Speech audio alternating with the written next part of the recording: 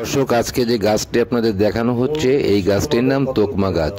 বেগুনি কালারের ফুল ফোটে এবং এই গাছে মধু সংগ্রহের জন্য মৌমাছি দেখা যায়।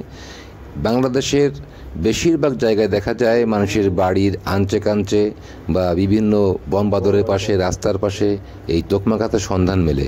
অনেকেই চেনে, অনেকেই তোকমা গাছ চেনে না। তবে আপনারা যদি একটু ফলো করেন তো দেখবেন যে বাড়ির আশপাশে তোকমা আছে। তোকমা গাছ এবং তোকমা ভালো করে চিনে রাখুন, বাড়ির আশপাশে ঝোপঝাড় হয়ে থাকে।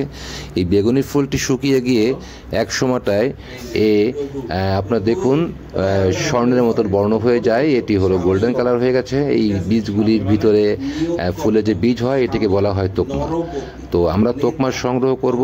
এই দেখুন তোকমা, আমরা তোকমা সংগ্রহ করে নিয়ে আপনাদের জানিয়ে দিব যে তোকমা কীভাবে ব্যবহার করতে হয় এবং তোকমা খেলে কি উপকার হয়।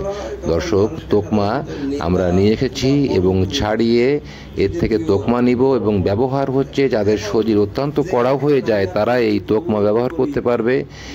তারা এই তোকমা এক গ্লাস পানিতে ভিজিয়ে রেখে পান করলে পরে শরীরের কড়া কেটে যাবে। শীতকালে শরীরের কড়া একটু বেশি হয়, তাই তোকমা এভাবে সংগ্রহ করুন। বাজারে কিনতে পাওয়া যায়, কিনুন। বাড়ির পাশেও দেখা যায়। তোকমা পানিতে প্রথম ভিজিয়ে রাখবেন, তারপর সেই তোকমা 1 থেকে 1.5 ঘন্টা ভিজিয়ে রাখার পরে আপনারা এই তোকমাকে